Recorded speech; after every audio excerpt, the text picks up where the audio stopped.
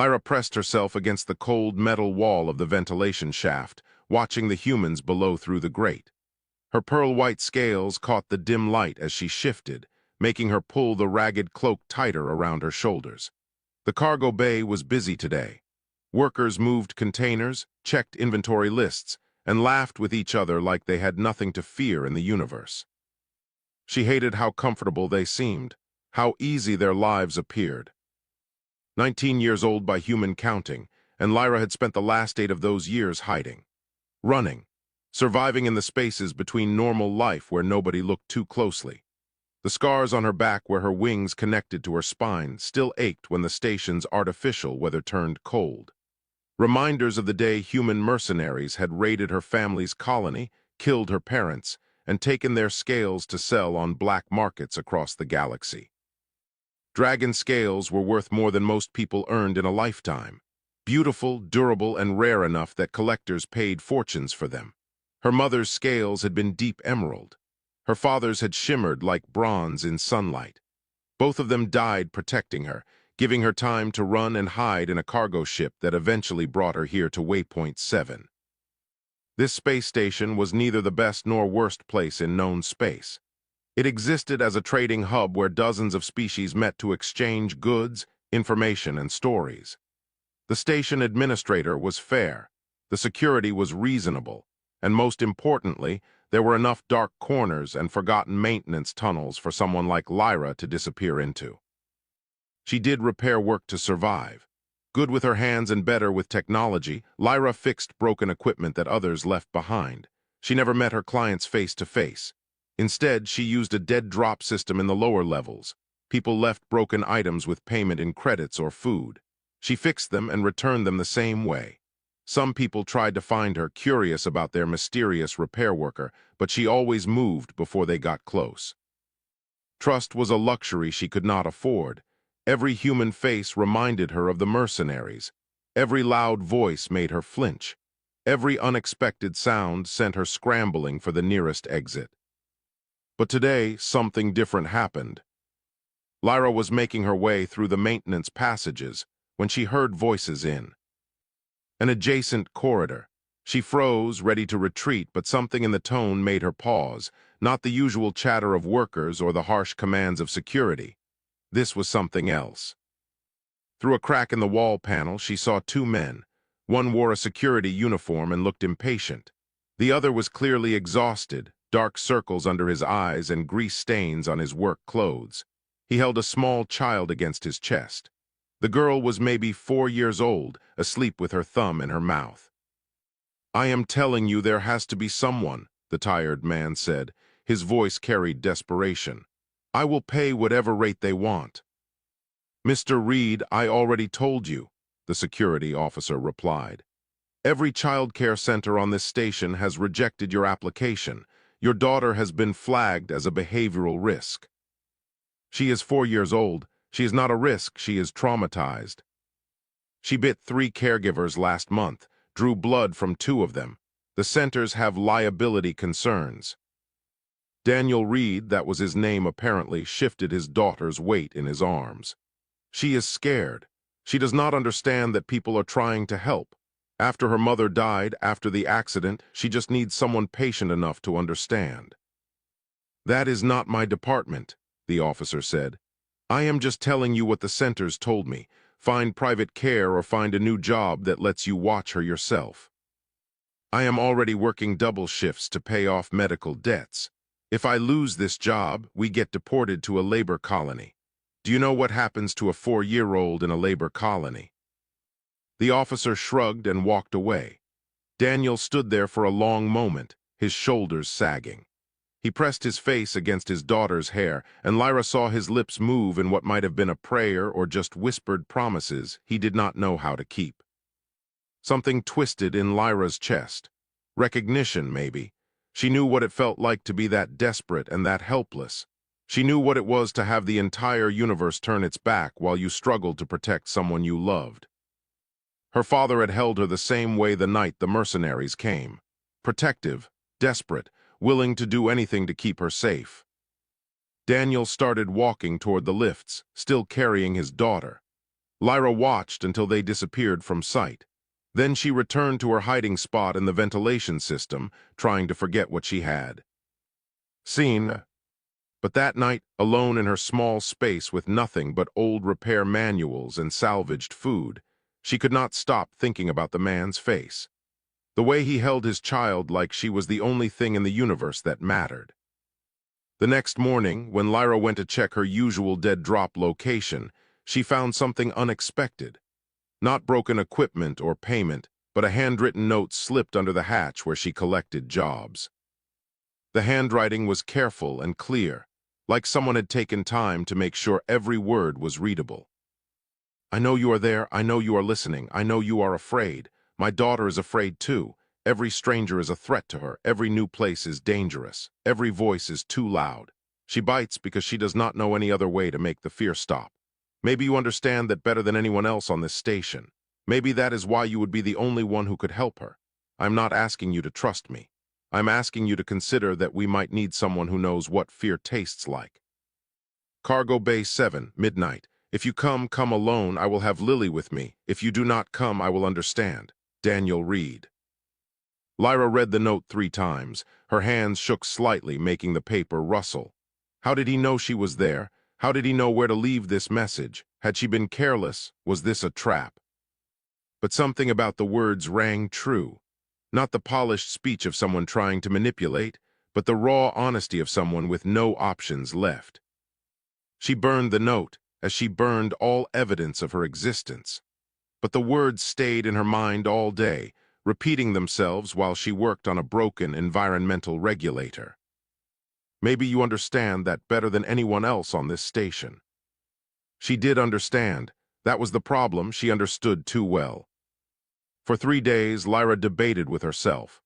3 days of moving through the station's forgotten spaces, fixing broken machines, and trying not to think about a desperate father and his frightened child.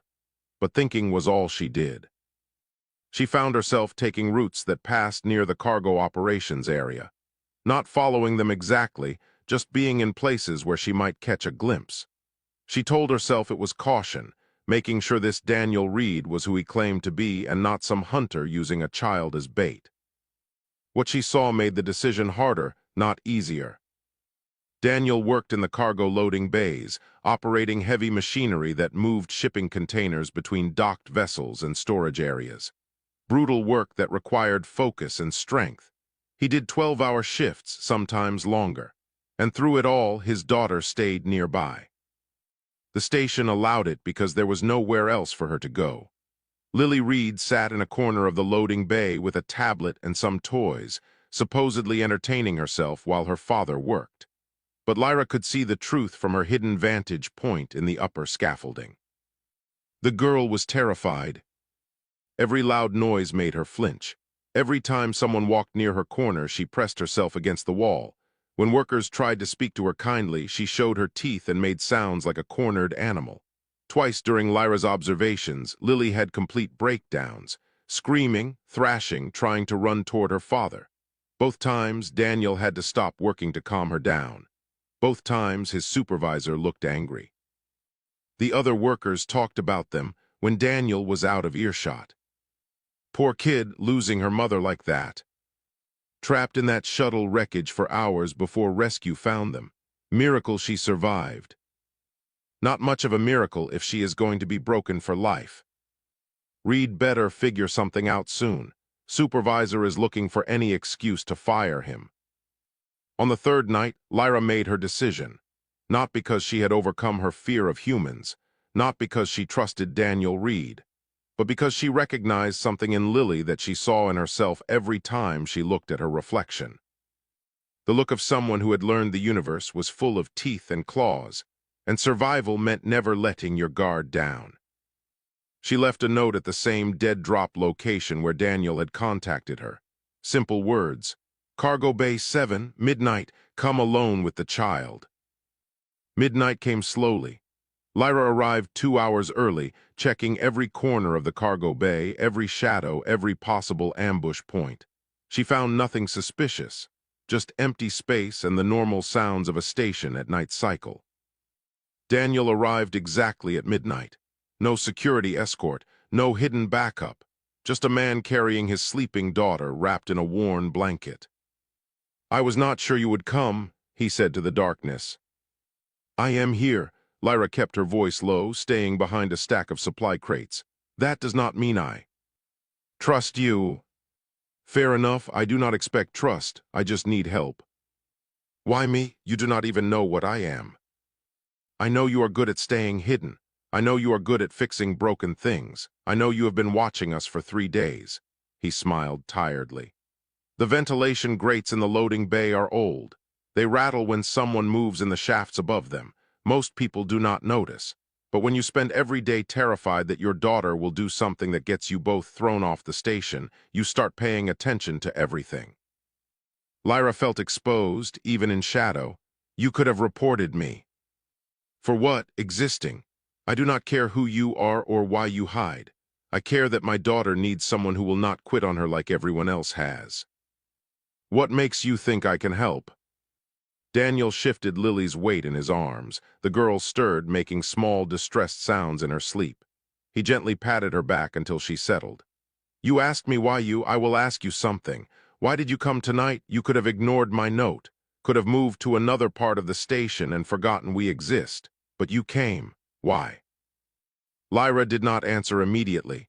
The truth felt too raw, too revealing. But Daniel waited patiently, not pushing, and something about his patience reminded her of her father. "Because I know what it is like," she finally said. "To be hunted, to have everyone see you as a thing instead of a person, to live every day knowing that trust can get you killed. Then you understand what Lily is going through. Every person who tries to help her looks the same to her traumatized mind. They all become the people who could not save her mother, the people who left her in the dark, the people who represent everything that went wrong. She attacked caregivers. Why would I be different? Because you will not pretend to understand. You will not tell her everything is fine when it is not. You will not force her to be okay to make things easier for adults." Daniel took a step closer to where Lyra hid. "My daughter needs someone who knows that fear does not go away just because people tell you to stop being scared. Someone who knows that healing takes time and patience and acceptance that some days will be harder than others." Lyra emerged slightly from the shadows, still hooded, still partially hidden. The dim light caught the edge of her scales where they showed at her. Collar, Daniel noticed, but did not react beyond a small nod of understanding. "I will try for 1 week," Lyra said. "You bring her here each morning before your shift, pick her up when you are done. I cannot promise anything beyond that." "1 week is more than anyone else has offered. What do you need in payment?" "Credits for food, real food, not ration bars." "Done. Anything else?" "If this goes wrong, if she gets hurt, or if I cannot handle her, you do not blame me. You do not report me. You just take her back and we forget this happened." Daniel nodded. "Agreed. One more thing, though." "What?" "Thank you for trying. That is more than most people would do." Lyra did not know how to respond to gratitude, so she said nothing. Daniel turned to leave, then paused. "Her name is Lily. She is 4 years old. She likes the color purple and mechanical things that move. Her mother used to call her Little Spark because she was always curious about how things worked. Before the accident, she laughed all the time. I would like to hear her laugh again someday." He left before Lyra could respond. She stood alone in the cargo bay, wondering what she had agreed to and whether 1 week would be enough time to realize it was a terrible mistake. The first morning, Daniel arrived early with Lily awake and tense in his arms. The girl watched everything like she was waiting for an attack. Her small hands gripped her father's shirt so tightly that her knuckles were white. Lyra had prepared the cargo bay as best she could, cleared a space, brought in some cushions she had salvaged from storage, set up a small lamp that provided warm light instead of the harsh overhead fixtures. It looked almost comfortable if you ignored the industrial metal walls and the smell of lubricant and ozone. "Lily, this is the person I told you about," Daniel said gently. "She is going to spend time with you today while I work. Her name is Lyra." Lily buried her face in her father's neck. Lyra stayed several meters away, giving the child space. "You can put her down," Lyra said quietly. "I will not approach her." Daniel knelt and tried to set Lily on her feet, but the moment he started to pull away, she clung harder and started making that sound. Not quite crying, not quite screaming. Something between the two that spoke of pure panic. "I am not leaving the station," Daniel told his daughter. "I am just going to work. I will come back. I always come back." But Lily was beyond reason. She held on like letting go meant death. Daniel looked at Lyra helplessly, and Lyra realized he had been dealing with this every single day. The exhaustion in his face suddenly made perfect sense. Lyra did the only thing she could think of. She started humming. An old song her mother used to sing during storms on their colony world. A melody without words that somehow said everything would be all right even when it would not. Lily stopped mid-scream. Her head turned toward Lyra, eyes wide and confused. The humming continued, soft and steady, filling the cargo bay with something that was not threat or demand or false comfort. "Keep humming," Daniel whispered. He seized the moment to gently extract himself from Lily's grip and step back. The girl reached for him but did not scream again. She stood frozen, torn between running after her father and listening to the strange sound. Daniel left quickly before Lily could decide. The moment the bay doors closed, the girl made her choice. She ran for the door, pounding on it with small fists, calling for her father in a voice that broke Lyra's heart. Lyra kept humming, did not move closer, did not try to comfort or restrain, just sat down on the cushions and let the melody continue while Lily exhausted herself against the unyielding door. It took 20 minutes before the girl slid down to sit on the floor, still crying but quieter now, hiccuping breaths and occasional whimpers. Lyra waited another 10 minutes before she spoke. "My mother sang that song when I was scared," she said softly. "It did not make the scary things go away, but it helped me remember I was not alone." Lily did not respond, did not even look at her, but the crying slowed. "I brought some broken things to fix," Lyra continued. "Old data pads, a scanner, some tools. Would you like to see them?" Silence. Lyra started working anyway, taking apart a data pad and examining its circuits. She spoke while she worked, explaining what each component did, why this connection mattered, how energy flowed through the device. Her voice stayed calm and even, making no demands, expecting nothing. An hour passed, then two. Lily gradually turned away from the door and watched Lyra from across the bay. Her eyes followed the movement of tools, the way pieces came apart and went back together. Curiosity fighting with fear. On the second day, Lily threw things, a tool, a piece of cushion, anything she could reach. She aimed for Lyra's head, but her throws were wild. Lyra did not flinch or scold. She just moved the objects back to where they had been and continued working. The third day, Lily screamed for 2 hours straight. Not crying, not panicking, just screaming to see what would happen. Lyra put in soft earplugs she had made from medical foam and kept fixing a broken scanner. When Lily finally stopped, throat raw and tired, Lyra offered her water without comment. The fourth day changed everything. Lily found a broken data pad in the corner where Lyra had been storing damaged items. She picked it up, looked at it, then threw it at Lyra hard enough that it would have hurt if it connected. Instead, it bounced off a crate and landed near Lyra's feet. Lyra picked it up, examined it carefully, then began taking it apart. Her fingers moved with practiced precision, separating components, checking connections, identifying the problem. She spoke while she worked, not to Lily directly but to herself in that way people do when focused on a task. "Power cell is dead, that is easy to fix, but the screen connection is loose too. Someone dropped this pretty hard, maybe more than once. The frame is cracked here, see? That lets dust in, and dust ruins everything eventually." She glanced up and found Lily had moved closer. Not much, maybe 2 meters instead of 5, but closer. The girl was watching with intense focus, her fear temporarily forgotten in favor of curiosity. "Want to help?" Lyra asked. Lily did not answer, but she did not run either. Lyra took that as permission. She held up a small tool, a connector probe, and set it on the ground between them. This tool checks if power is flowing correctly. You press the tip here on this contact point, and if the light turns green, power is good. Red means broken. She demonstrated, then slid the tool closer to Lily. The girl stared at it for a long moment. Then, moving like she was approaching a dangerous animal, she reached out and picked it up. Her hands were small and clumsy, but she managed to press the probe against the contact point Lyra had indicated. The light glowed red. That means we need to replace this connector, Lyra explained. She showed Lily how to remove the broken part and install a new one. The work required patience and small fingers, both of which Lily had. By the time they finished, the data pad powered on successfully. Lily stared at the working screen like it was magic. Then she looked at Lyra, really looked at her for the first time. Her voice was hoarse from days of screaming and crying, but clear enough. "You are not scary," she said. Lyra smiled behind her hood. "You are not scary either, just hurt. There is a difference." For the rest of that day, they worked on broken items together.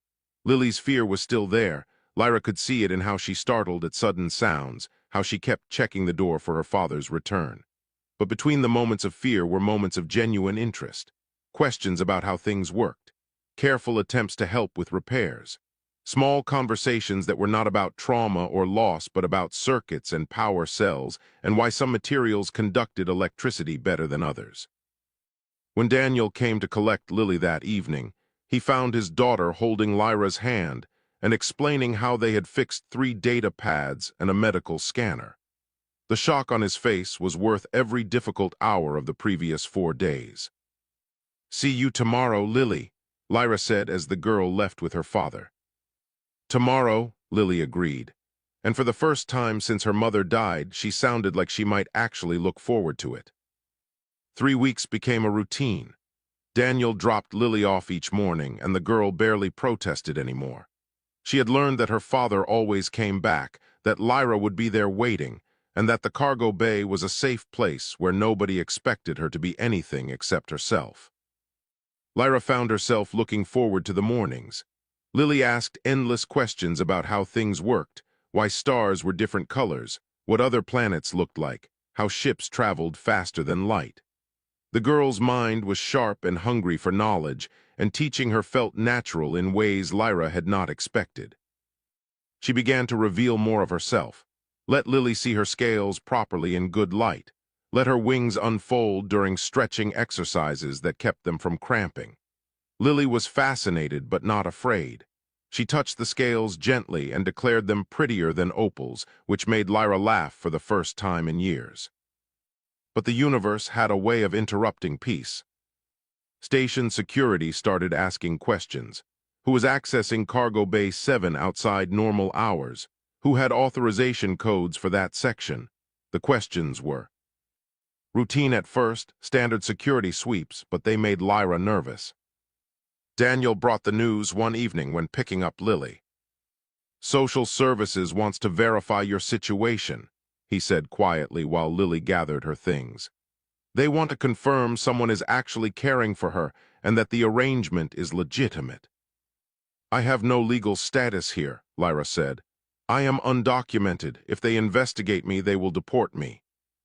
"I know, but if they do not investigate, they will take Lily, put her in an institutional facility for traumatized children. I have seen those places. They are not cruel, but they are not kind either. She would be one more broken child in a system that does not have time or resources for individual healing."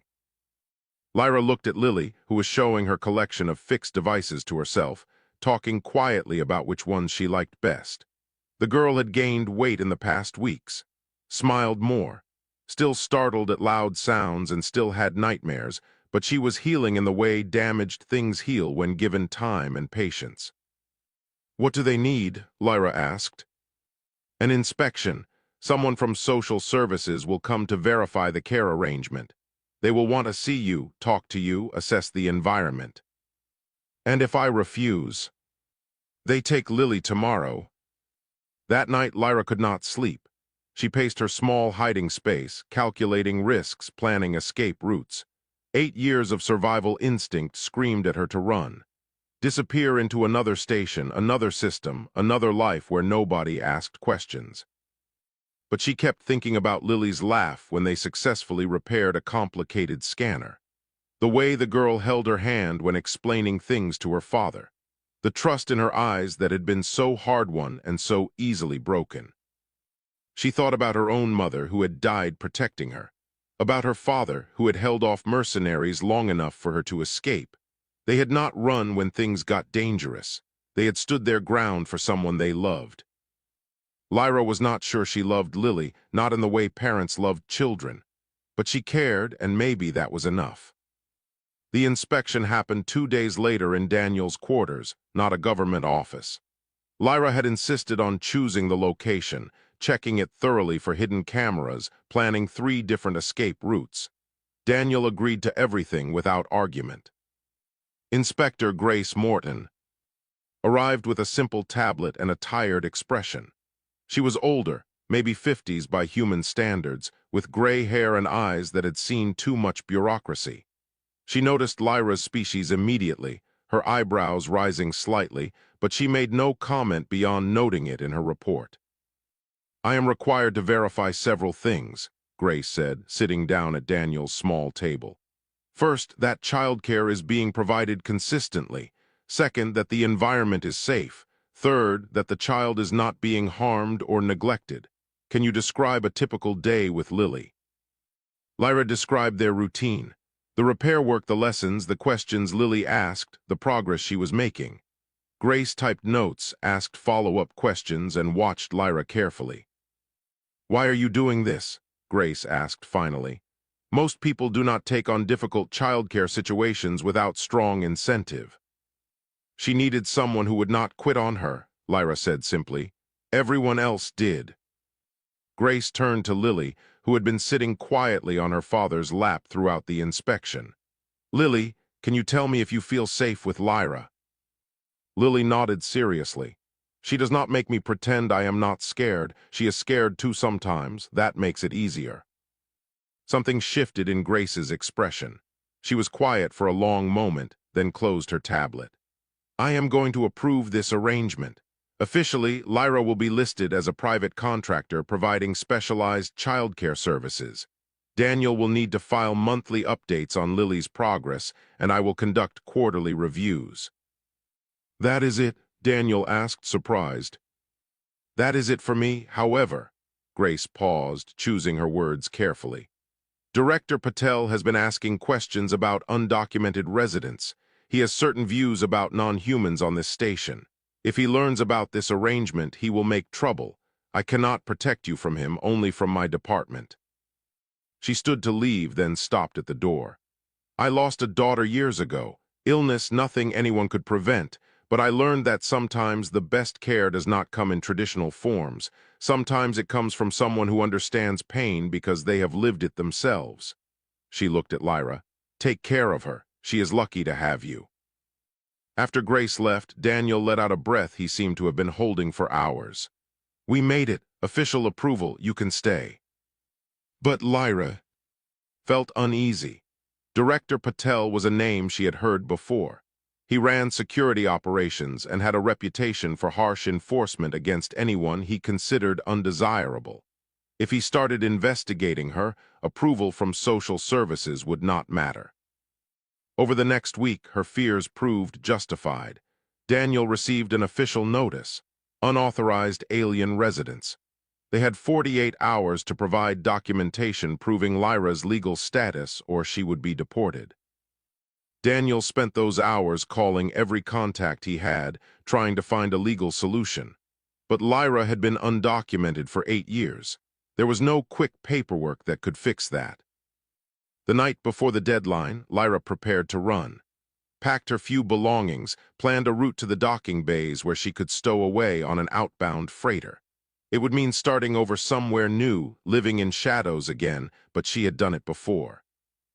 Then Lily found her in the cargo bay, surrounded by her packed supplies. "Are you leaving like Mama did?" the girl asked in a small voice. Lyra froze. The question cut through every survival instinct, every careful plan, every logical reason to disappear. She looked at Lily's face and saw not just fear but betrayal. Another adult abandoning her, another person choosing safety over staying. "I do not want to leave," Lyra said honestly. "But if I stay, they will force me to go, and it might be worse for your father if I fight them." Mama did not want to leave either, but she did, and I was alone in the dark for so long. Lily's voice cracked. "I do not want to be alone again." Lyra knelt down to Lily's level. Her wings unfolded slightly, an unconscious protective gesture. "You will not be alone. Your father is here. Inspector Grace will make sure you are cared for. You will be safe. But you will be gone, like Mama, and I will not know if you are okay or if you are scared or if you are hurt somewhere." Lily grabbed Lyra's hand with both of hers. "You taught me that being brave does not mean not being scared. It means staying even when you are terrified. So stay. Please stay." And Lyra realized the girl was right. She had spent 8 years running from fear, and it had kept her alive, but it had not let her live. Maybe it was time to stop running. Maybe it was time to be as brave as a 4-year-old child who had lost everything but still chose trust over safety. "All right," Lyra said quietly. "I will stay. We will face this together." Lily hugged her, and Lyra wrapped both arms and wings around the small body, making a shelter against the universe that seemed determined to take everything good away. Grace worked through the night trying to create emergency documentation for Lyra, but legal processes took weeks, and they only had hours. The deportation hearing was scheduled for the next day at noon. Director Patel made it clear he intended to make an example of unauthorized residents. Daniel barely slept. He spent the early morning contacting everyone he knew on the station, calling in every favor, reaching out to anyone who might help. Most people were sympathetic but powerless. A few were afraid to get involved. By sunrise, he had nothing concrete to show for his efforts. Lyra spent those same hours writing down everything Lily needed. Her routines, her triggers, the things that helped when she had nightmares, the songs that calmed her, the way she liked her food arranged on the plate. Instructions for whoever would care for the girl after Lyra was gone. It felt like writing a goodbye letter to someone she had only just learned to say hello to. At 8 in the morning, something unexpected happened. Workers from the cargo bay started showing up at Daniel's quarters, not to offer sympathies or platitudes, but with purpose. They brought documentation, records of maintenance work completed by an anonymous contractor, efficiency reports showing how station operations had improved, testimony about equipment failures prevented by mysterious but timely repairs. Robert Kim was the first to speak up. He was a human engineer, older and respected, with scars on his hands from years of dangerous work. 2 years ago, a plasma conduit ruptured in Section C, he said. I was trapped, emergency doors sealed, temperature rising. Someone pulled me out through a maintenance shaft I did not even know existed, carried me to safety and disappeared before I could say thank you. I saw scales, though, pearl-white scales. He looked at Lyra directly. That was you, was it not? Lyra nodded slowly, remembering that day. She had been working nearby when alarms sounded, had acted on instinct despite her fear. You saved my life, never asked for credit, never wanted recognition, just did it because someone needed help. Robert said a formal statement on the table. I will testify to that at your hearing. Others came forward with similar stories. A merchant whose ship Lyra had repaired when no one else would help, allowing him to make a delivery deadline that saved his business. A mother whose child had wandered into dangerous maintenance areas and who Lyra had found and returned safely. A technician who had been struggling with a complex system failure until anonymous instructions appeared in his work queue, solving the problem. Person after person, human and alien alike, each with a story of how Lyra had helped without ever showing her face or asking for anything in return. The station's maintenance efficiency has improved 20% over the past 8 years, said Myra Ockhaffer, a systems analyst. We could never figure out why. Now we know. You have been keeping this place running, fixing problems before they became disasters, and nobody even knew you were here. By 10 in the morning, Daniel had statements from 47 station residents. Each one testified to Lyra's value to the community, to her character, to the quiet good she had done while hiding in shadows.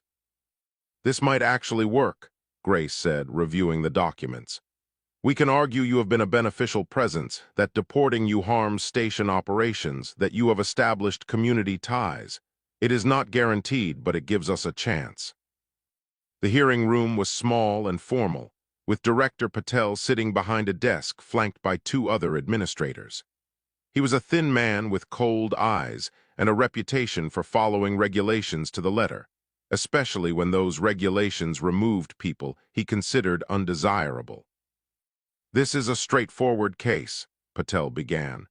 "The individual in question has no legal documentation, no authorized residence, and has been living illegally on this station for years.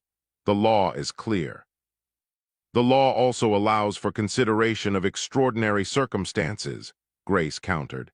She presented the statements, the maintenance records, the testimony from residents.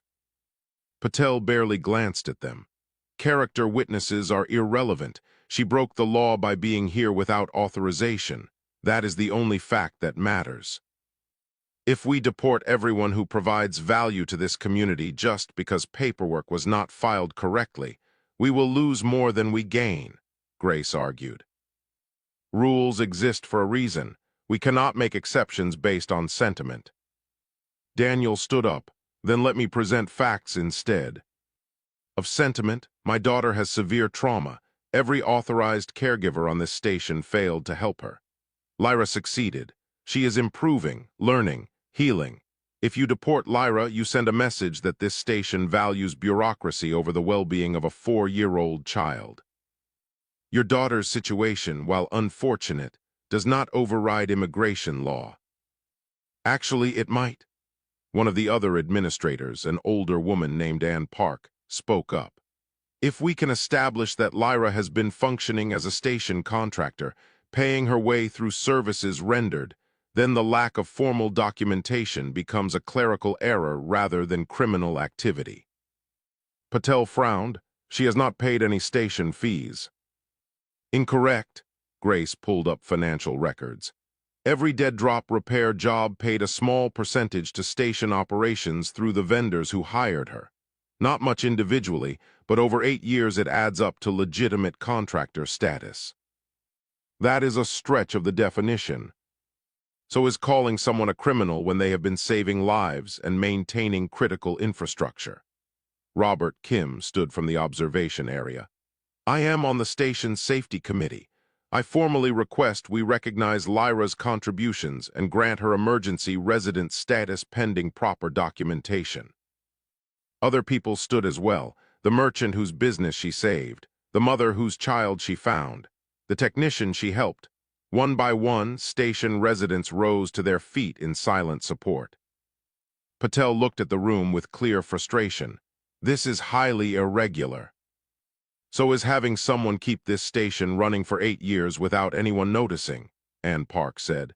She looked at Lyra, who had been sitting quietly throughout the hearing. "I move to grant temporary resident status, 6 months, renewable, time enough to complete proper immigration procedures." "Seconded," Grace said immediately. Patel was outvoted 2-1. He made his displeasure clear, but the decision stood. Lyra had legal permission to stay, at least for now. As they left the hearing room, people congratulated Daniel and Lyra. Strangers offered support, shared contact information, promised to help with the documentation process. The community that Lyra had helped anonymously for years was finally helping her in return. But outside the building, watching from across the corridor, a scarred man with cold eyes spoke into a communication device. "Found one, pearl white scales, young female, currently on Waypoint 7 station. Yes, I am sure. Same family that we raided 8 years ago on the colony, sending location and identification now." He ended the call and smiled. Dragon scales were worth a fortune, and this one had just made herself visible to the entire station. Hunting her would be easy now. She had given up the only protection she ever had. She had given up hiding. The man disappeared into the crowd before anyone noticed him, already making plans. 3 weeks passed. Life found a new rhythm that felt almost normal. Lyra had proper documentation, a legitimate contractor license, and even a small apartment in the residential section instead of hiding in maintenance tunnels. Lily split her time between her father's quarters and Lyra's place, calling them both home in the easy way children do when they feel safe.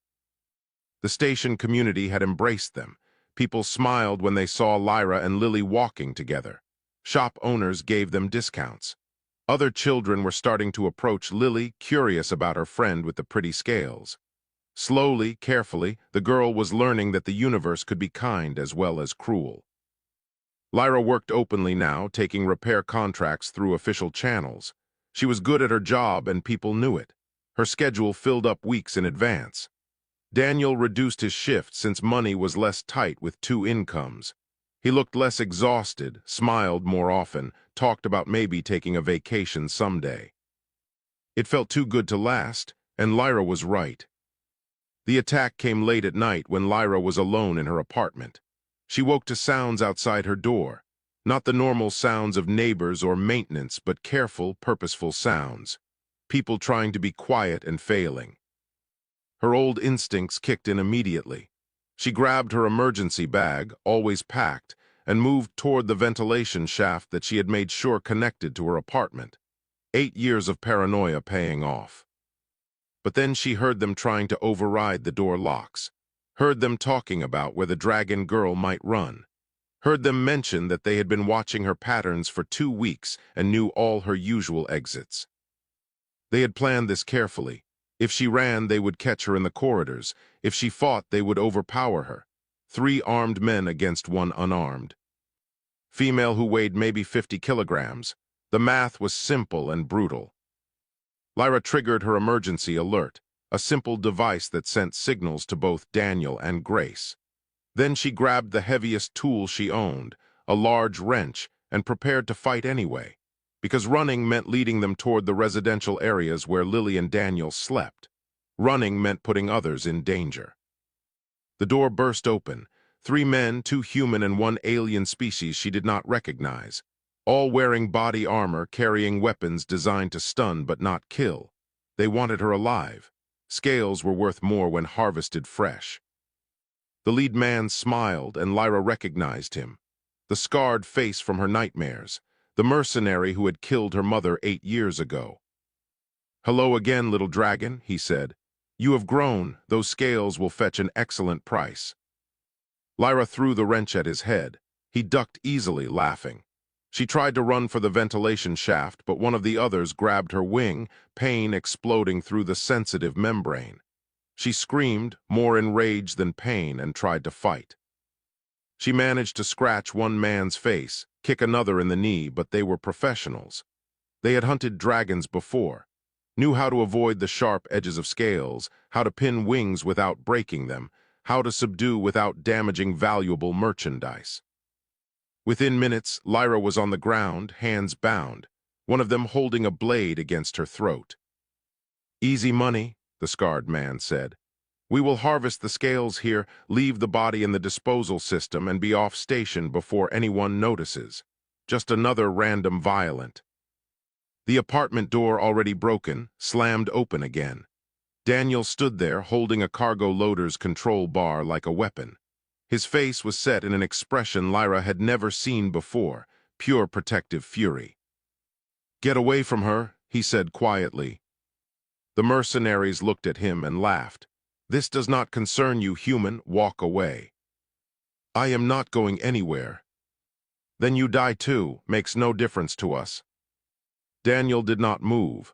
"She saved my daughter. She saved me. She saved half the people on this station without asking for anything in return.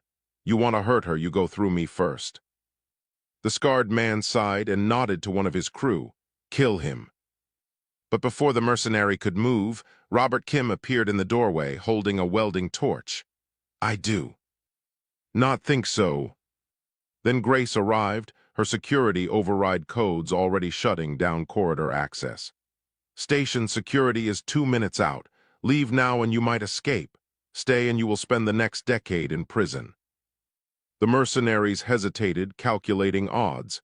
That hesitation cost them. More people appeared. Myra Ockafer with a heavy data pad that could do serious damage. The merchant Lyra had helped, holding a cargo hook. The mother whose child she had saved, with a small stunner that was probably illegal but clearly functional. One by one, station residents filled the corridor, armed with whatever they could grab. "You want her, you go through all of us," Daniel repeated. The scarred man looked around at the growing crowd, at the determined faces of people willing to fight for someone they barely knew. He saw something he had not expected. Community. The kind of bond that made people risk themselves for others. "This is not worth it," he muttered to his crew. They released Lyra and backed toward the emergency stairs. Station security arrived as they fled, pursuing them through the corridors. Lyra lay on the floor, shaking, her wings still bleeding from where they had grabbed it. Daniel knelt beside her, carefully avoiding her injured wing, and helped her sit up. "Are you okay?" "They were going to kill me, take my scales. They knew where I lived, knew my patterns, planned everything." "But they did not account for you having people who care about you," Robert said. "That was their mistake." Grace coordinated with security while other residents checked on Lyra's injuries. Someone brought medical supplies. Someone else brought water. Lily appeared, having been woken by the commotion, and pushed through the adults to reach Lyra. "You are hurt," the girl said, tears in her eyes. "I will be okay," Lyra promised. "Your father saved me, a lot of people saved me." "Because you are family," Lily said simply, "and family stays." Station security caught 2 of the 3 mercenaries within the hour. The scarred man escaped on a cargo ship, but his image was now flagged across multiple systems. He would be arrested eventually. In the medical bay 2 days later, Lyra's wing was healing well. The doctors said it would scar but retain full function. Daniel and Lily visited every few hours, bringing food and stories and updates. Grace stopped by with official news. The station council voted unanimously to grant you permanent resident status. They also created a formal position for you in maintenance operations. Full benefits, housing, the works. "Why?" Lyra asked. "I am just one person." "You are the person who held this community together for 8 years without anyone knowing. You are the person who taught a traumatized child to trust again. You are the person who saved lives and asked for nothing." Grace smiled. "You are exactly the kind of person we want here." 6 months later, Lyra stood at the observation deck with Daniel and Lily, watching ships arrive and depart. Lily was enrolled in school now, making friends, still had hard days but more good ones. Daniel had been promoted to supervisor in his department, and Lyra had trained 5 other technicians in advanced repair techniques, creating jobs and strengthening the station's infrastructure. A small dragon arrived on a refugee ship, just 14 years old, terrified and alone. Lyra and Lily met them at the docking bay. "I know you are afraid," Lyra said gently. "I was too, but I learned something important here." Lily took the young dragon's hand. "Family is not who you are born to, it is who stays when you are scared." The young dragon looked at them with hopeful eyes, and Lyra saw herself 8 years ago. Broken and hiding, convinced the universe was full of nothing but hunters and pain. She had been wrong. The universe was full of both cruelty and kindness, and you could not have one without the possibility of the other. "Come on," Lyra said. "Let me show you your new home." She led them into the station, into a community that had taught her the most important lesson. That being brave did not mean never being afraid. It meant choosing connection over isolation, trust over survival, love over safety. It meant letting yourself be seen, knowing you might get hurt, but believing that the possibility of belonging was worth the risk. Her mother's final words echoed in her memory. "Survive, but do not forget to live." For the first time in 8 years, Lyra was doing both.